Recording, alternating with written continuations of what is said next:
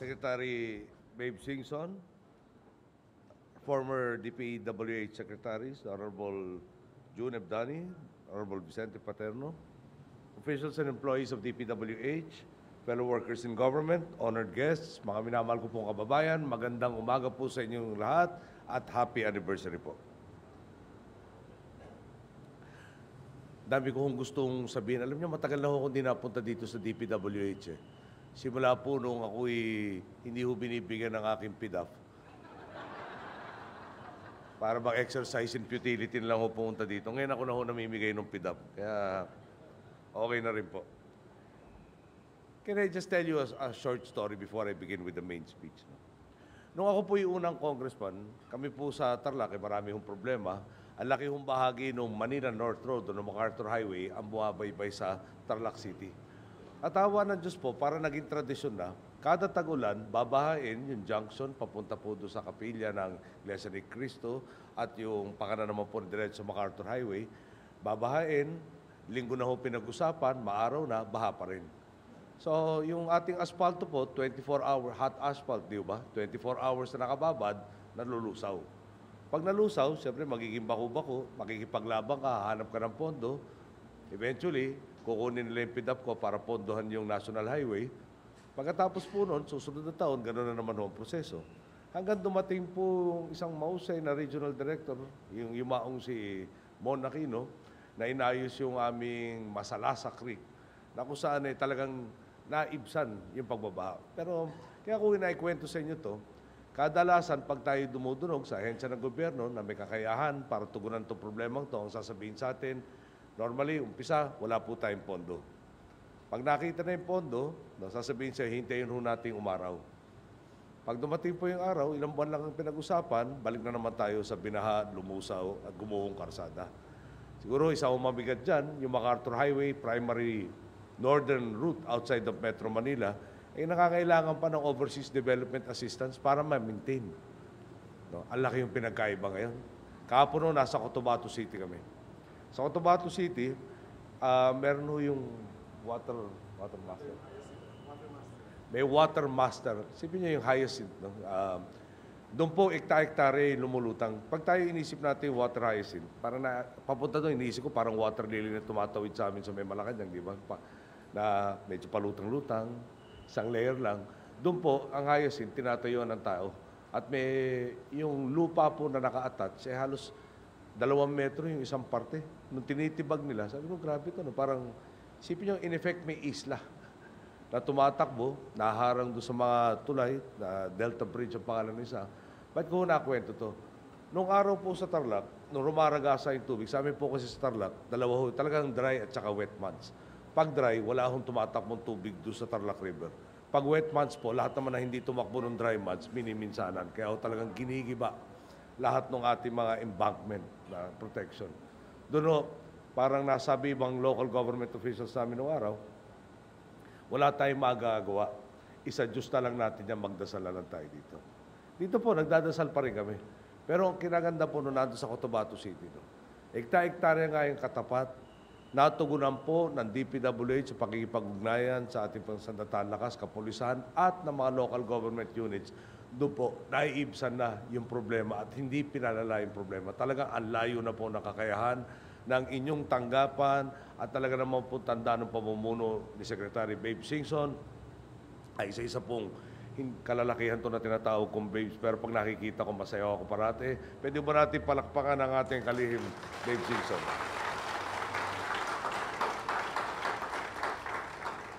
Sa totoo lang meron ako sa mga ilang membro ng kabinete, mga 2-3, kada makita ko kagad, iniisip ko, ano kayang bad news ang dala-dala nito? Pero si Secretary Babe Singson, si Secretary Mario Montejo, at marami pa iba, pati na si Secretary Abad, pag nakikita ko, kadalasan, solusyon ang tangan-tangan. Kaya naman, pag humingi na appointment, mabilis pa sa alas 4 natin ina-approve yan. Yung iba ho, pinipilit ko na lang.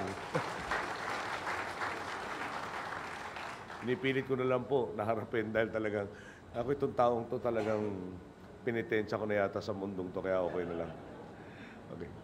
Isang linggo mula ngayon ay unang taon natin sa pamamahala. ang unang taon ng pagtahak ng inyong bagong administrasyon sa tuwid na daan. Aminado tayong hindi naging madali ang mga pinagdaanan natin dito. May mga lubak ang lumang sistema na kinakailangan nating patagin. May mga maya't maya ay nagbabato ng barikada upang sadya tayong harangin. Sa kabila nito, hindi tayo napagod na punan ang mga guwang na bulok ng kalakaran. At patuloy nating binabaklas ang anumang sagabal tungo sa tunay na reforma dahil alam nating ito ang matagal ng hiling ng taong bayan. Sa loob lamang ng 12 buwan, matagumpay natin na ilatag ang direksyon na babagtasin natin sa susunod pang 5 taon. Ang nagdududa at naghahanap ng matibay na patunay sa pinagmamalaki nating pagbabago, wala na nga po siguro mas malinaw pang ehemplo dito, kundi ang reforma sa Department of Public Works and Highways.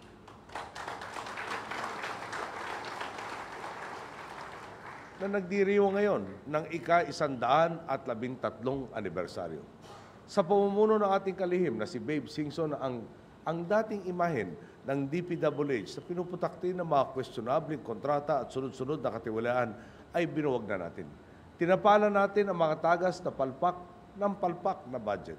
Ginawa natin patas para sa lahat ang bidding ng mga proyekto at binigyan ng mas matibay na pundasyon ang mga patakaran. Kaya naman, ramdam ng maraming Pilipino, hindi lamang ang bunga ng mga reforma ng inyong ahensya, kundi maging ang panibagong sigla ng mga kawani ng DPWH, lalo na po yung mga sumalubong sa akin kanina. Talagang masigla na hukay talaga dito.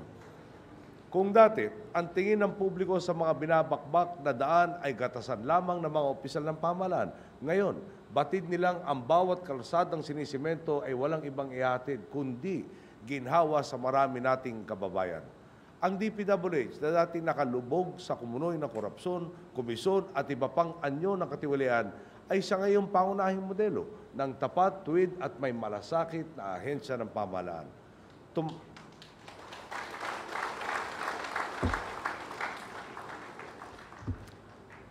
Sana next year mas mapuri ko pa kayo. Tumatahak na nga po sa tuwid na daan ang inyong ahensya. Patunay dito ang pagbusisi ninyo sa 86 na kontratang nasa ilalim ng Post-Ondoy and Pepeng Short-Term Infrastructure Rehabilitation Project na may kabuoang halaga na 3.5 bilyong piso.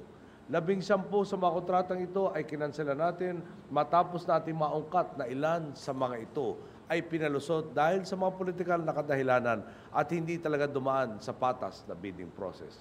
Hindi lang po yan. Mantakin po ninyo. Nakalikom ang DPWH ng 2.12 bilyong piso mula sa kaban ng bayan mula Hulyo 2010 hanggang Abril 2011 dahil sa mahigpit na pagsunod sa mga public bidding rules. Muli, malaking halaga po ang naisalba natin mula sa kaban ng bayan or para sa kaban ng bayan. At bago po matapos ang taong 2011, inaasahang ang kabuuang matitipid natin ay aabot sa humigit kumulang 7 bilyong piso na maaaring pandagdag sa mga ipapatayo nating paaralan at pagamutan. Wala pong duda na unti-unti nang nabubura ang madungis na reputasyong matagal nang pinapasan ng DPWH at tumahakbang na tayo tungo sa mas maaliwalas at tuwid na kabanata sa kasaysayan ng iyong ahensya. Ang maganda pa nito, mulat ang DPWH na habang pumapasok tayo sa mas modernong panahon, kailangan din natin tugunan ang mga hinaing ng mga Pilipino sa mas makabagong paraan. Kaya naman, iginagagalak kong maging bahagi sa pagbubukas ng DPWH Call Center Hotline na tatawagan ko August 19.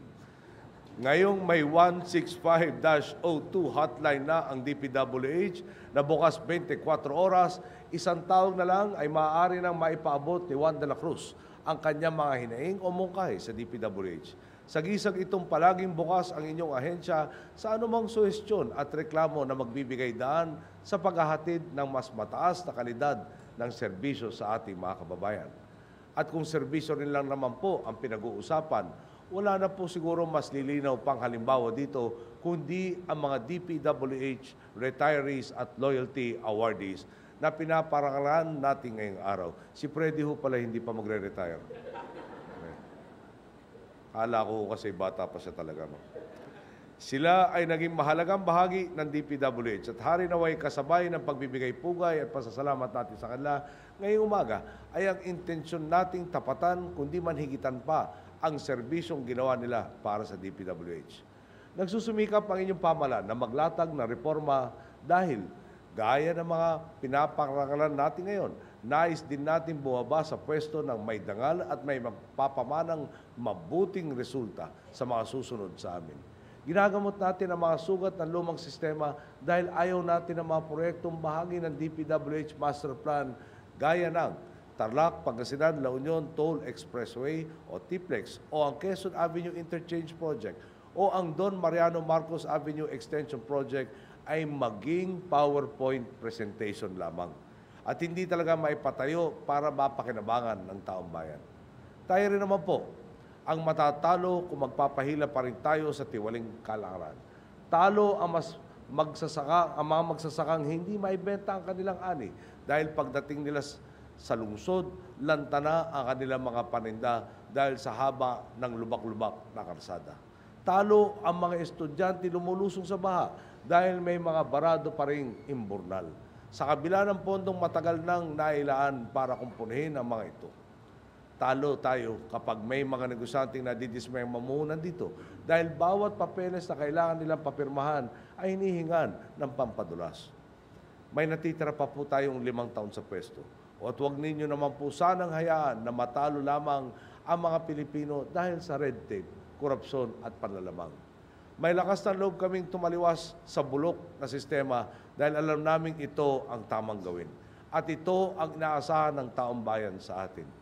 Hindi po kami magdadalawang isip na tibagin ang mga dambuhalang pader na sumasagabal sa ating pong hangarin. Basta lamang po matyak natin sa isang liblib na lugar.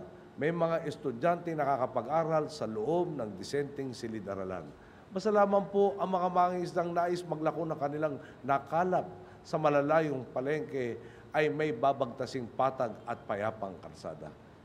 Hindi ko po ito kakayanin gawin ng mag-isa. Kailangan ko po ang tulong at pakikiisa ng DPWH tungo sa tuwid na daan. Hanggat nakatutok tayo sa kapakanan ng ating kapwa, hanggat tapat at sira sa puso natin ang paglilingkod natin sa ating bansa, tiyak pong mas magiging maaliwalas, maliwanag at matatag ang kalagayan ng Pilipinas na ipapamana natin sa susunod na salinlahi. At bago po ako magtapos, ulit, papasalamatan ko lang po yung ating mga retirees sa kanilang tapat na serbisyo at yung ating mga awardees. Alam mo nyo, nung isang araw nag-uusap po kami ni Secretary Abad at napaalala niya sa akin, para raw kami makatanggap ng pension, kailangan raw po kaming nagtrabaho sa gobyerno ng 20 years. Pagbaba ko po sa 2016, kakapusin po ako ng 1 year and a half. Sabi ko, pati pala pension, may discount na rin ngayon. Kaya sa akin, hindi ko pwedeng pakialamanan at dapat naman hindi pakialamanan. Pero Secretary Singson, siguraduhin naman natin yung nararapat sa mga nagtrabaho ng tama at tuwid ay maasikaso at maibigay sa kanila sa lalong madaling panahon. Ulit, happy anniversary po. Maraming salamat po sa inyo lahat. Mabuhay ang DPWH.